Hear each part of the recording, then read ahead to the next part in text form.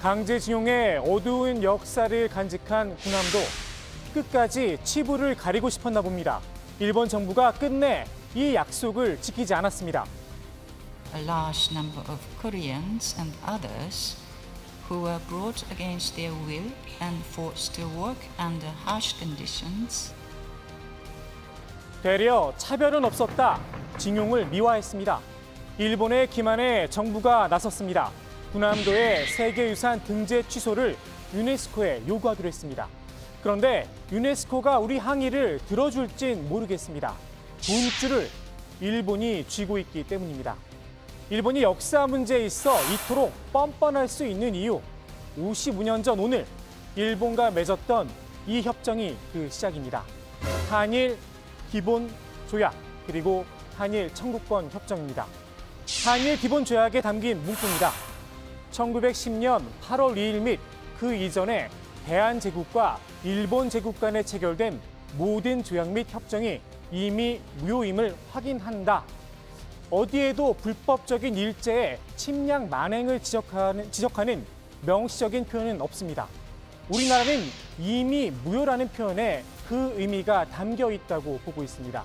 일제의 식민 지배가 처음부터 불법이라 이미 무효라는 겁니다.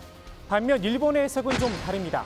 일제의 식민 지배가 당시에는 합법이었지만 나중에 무효가 됐다는 겁니다. 귀에 걸면 귀걸이, 코에 걸면 코걸이란 말을 이럴 때 쓰는 게 아닌가 싶습니다. 한일 청구권 협정도 마찬가지입니다. 양 채약국 국민 간의 청구권 문제가 완전히 최종적으로 해결됐다고 되어 있습니다. 얼핏 보면 모든 배상과 보상 문제가 끝난 것처럼 보입니다. 하지만 여기엔 개인의 청구권 문제는 빠져 있습니다. 일본 정부도 이를 인정해 왔습니다. 1991년 일본 외무성 조약국장은 일본 의회에서 모든 개인의 청구권 자체를 국제법적 의미로 소멸시켰다는 것은 아니다 라고 말을 했습니다. 1994년 일본 외무성 조사월보도 마찬가지입니다. 국가가 국민의 청구권을 포기한다는 것은 개인의 청구권 자체를 포기하는 것이 아니며 일본 정부가 지금까지 일관되게 취해온 입장이라고 명시돼 있습니다. 이랬던 일본이 입장을 바꾼 건 극우 세력이 힘을 쓰기 시작한 2000년대 이후입니다. いずれにせよ韓国には日韓請求権協定をはじめ国と国との関係の根本に関わる約束をまずはきちんと守ってほしいと思います。 미완의 한일협정, 당시에도 반발이 거셌습니다.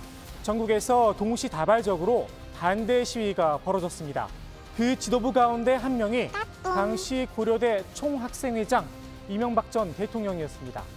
이 한일협정을 추진했던 사람 바로 박정희 전 대통령입니다. 일부에선 이때 일본에서 받은 5억 엔 덕분에 우리나라가 눈부신 경제 발전을 이뤄냈다고 주장하기도 합니다. 그 공은 공대로 평가하더라도 과는 과대로 남아 있습니다. 부친의 과오가 영 마음에 걸렸던 모양입니다. 박근혜 전 대통령이 한일협정 50주년이 되던 그 해에 이런 발표를 합니다. 이번 발표를 통해 일본 정부와 함께 이 문제가 최종적 및 불가역적으로 해결될 것임을 확인한다. 국민을 분노케 한 한일 위안부 합의. 박정희 전 대통령처럼 일본의 엉뚱한 빌미만 좋습니다. 군함도 문제와 강제징용 배상, 그리고 최근에 이용수 할머니 사태까지 어쩌면 55년 전 오늘 첫 단추를 잘못 끼워 생긴 일인지도 모르겠습니다.